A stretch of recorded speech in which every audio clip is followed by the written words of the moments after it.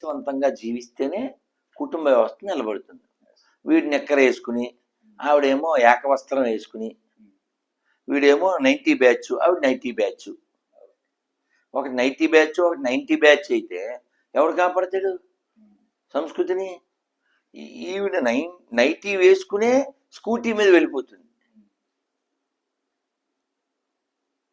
ఏదో జోక్ కూడా వచ్చింది, ఏమండి పట్టు చీర కొనుక్కుంటాను, ఎంత?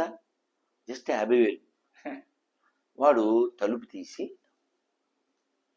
అసలు ఈ చీరలు కట్టడానికి ఎంత టైం పడుతుంది, ఎన్నాళ్ళకు చీర కడతారు మీరు, నెలలో ఎన్నిసార్లు చీర కడతావు అసలు? ఒకసారి ఒక చీర ఒకసారే కడతానంటే ప్రెసెంట్. అసలు నువ్వు 365 రోజుల్లో దాదాపు 300 రోజులు దేని మీద నైటీ మీదగా ఉండేది అని వాడేదో ఆవిడని కామెంట్ చేశాడు. సరే, ఇక్కడ వస్త్రధారణ వలన వాతావరణం, చూసేవారి కళ్ళు, డాక్టర్ గారు వైద్యం బాగా వచ్చు, నిక్కర వేసుకుని, షార్ట్ వేసుకుని, ఓ టీషర్ట్ వేసుకుని, జబ్బలు లేని టీషర్ట్ వేసుకుని, రండి, ఏంటి ప్రాబ్లం అంటే, మనం రాంగ్ ప్లేస్కి వచ్చామేమో అనుకుంటున్నాం. కోర్టుకి ఎవడైనా అలా వెళ్తే అంటారా? మొన్న పప్పు అని పార్లమెంట్లో ఉంటుంటాడు కదా, నేషనల్ జోకర్, అతను సరే వెళ్ళిపోదాం, అతను ఆఫ్ హ్యాండ్స్ చేసుకొచ్చాడు. తెలుసా మీకు, లోక్సభలో అలా ఆఫ్ హ్యాండ్స్ వేసుకోకూడదు, సభా మర్యాద కాదు, పొమ్మని చెప్పారు. లోక్సభలో ఇప్పటి వరకు ఫుల్ హ్యాండ్స్ వేసుకునే వెళ్ళాలి సంథింగ్. నేను అలాంటిది వీడియో చూశాను. అతను ఏదో డ్రెస్ కోడ్ ఏదో మొత్తానికి రెస్పెక్ట్లెస్ గా ప్రవర్తన డ్రెస్ విషయంలో. నాకు ఎగ్జాక్ట్లీ ఆ విషయం తెలియదు, కానీ ఆ వీడియోని బట్టి మనకు అర్థమైంది. ఒక హుందా అయిన విధానం ఉండాలి, కేర్లెస్గా క్యాజువల్గా అలా ఉండకూడదు. సో నువ్వు ఇంట్లో పొద్దున్న లేచి, అంటే మీరు అడిగారు కాబట్టి, పొద్దున్న లేచి వాళ్ళ అమ్మ స్నానం చేసి, తులసమ్మ దగ్గర దీపం పెట్టి, ఓ అగరబత్తి వెలిగించి, దేవుడి దగ్గర దీపం పెట్టి, పొద్దున్నే గంట వెనుపడి మంచి అగరబత్తి వాసన వచ్చి, అది ఎంత గొప్ప అట్మాస్ఫియరు. అది కాకుండా ఈవిడే 7:30కి లేచి రాత్రి వేసుకున్న ఏకవస్త్రం మీదే 1, 2, 3 కార్యక్రమాలు చేసి, ఆ అపరిశుద్ధ వస్త్రంతోనే వంట పెంట చేసేసి, అదే వడ్డిచ్చేసి, వాడిని స్కూల్కి పంపేసి, ఆడి మొహమే మాడిపోయింది అలా చెప్తుంటే అని పెడుతున్నాడు వాడు. ఏం జరుగుతుంది ఇక్కడ అన్నట్టు పెట్టాడు పేజీ. సో ఆ అపరిశుభ్రమైన మనసుతో, అపరిశుభ్రమైన శరీరంతో వంట చేసేసి, మళ్ళీ ఆడు వెళ్ళిపోయిన తర్వాత, మొగుడు ఆఫీస్కి, కొడుకు స్కూల్కి వెళ్ళిపోయిన తర్వాత కాసేపు సీరియల్ చూసి,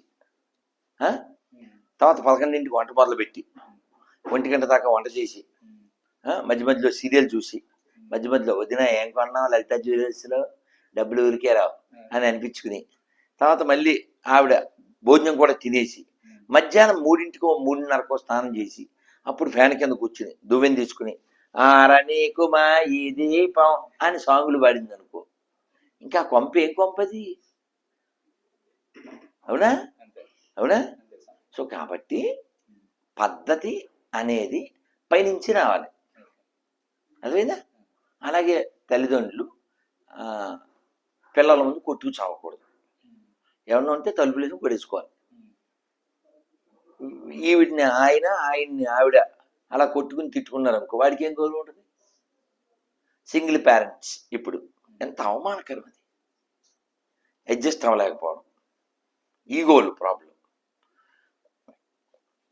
ఆడపిల్ల అలా అమ్మ దగ్గర పెరిగింది, భయం ఉండలేదు, ఏమైపోతుంది?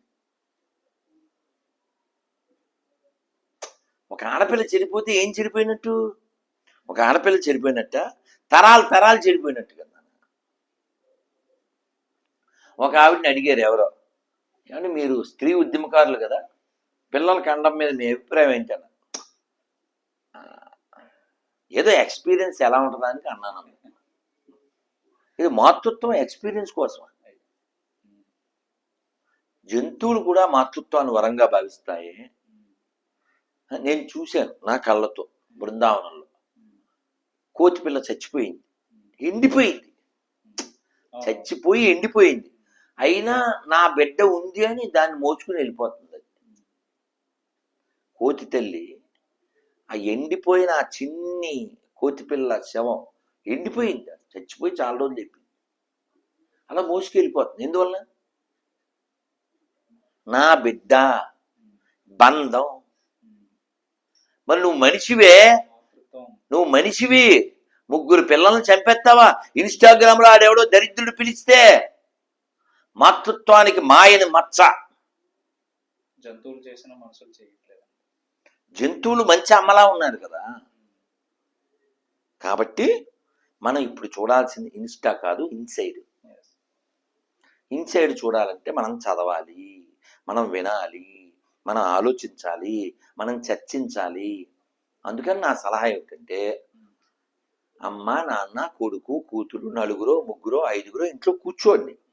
కూర్చుని సాయంత్రం 7 to 8 లేదా 8 to 9 భగవద్గీత తీసుకోండి, లేదా రామాయణం తీసుకోండి, భారతం తీసుకోండి. అమ్మాయి నువ్వు ఓ పేజీ చదువు, ఒరే నువ్వు ఓ పేజీ, నువ్వు ఓ పేజీ. అయిపోయిందా?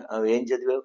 నువ్వు తండ్రివి కదా, నువ్వు కొంచెం చెప్పు చదివింది. తర్వాత ఆవిడ, తర్వాత వాడు, ఆ పిల్ల ఉంటే ఆ పిల్ల, మళ్ళీ ఇంకో పేజీ. ఓహో, భీష్ముడు వాళ్ళ గురువు గారిని ఓడించడానికి కారణం ఇదన్నమాట. మాట నిలబెట్టుకోవడం కోసం అన్నమాట. అది పట్టుదల అంటే అలా ఉండాలి, నిలబడాలి. ఆఫర్ వచ్చిందని ఆఫర్ అయిపోకూడదు. వాడికి తెలుస్తుంది. నువ్వేమీ చెప్పవు, నువ్వు అసలు డిస్కస్ చెయ్యవు. ఆడు ఎదవైపోతాడు. ఆ అమ్మాయి పొరంబోకి అయిపోయి ఎవరితోనో, ఆ మమ్మీ ఎవరి అబ్బాయి అల్లుడు లెట్స్ గిల్లుడు, అది నీ పుంజమే.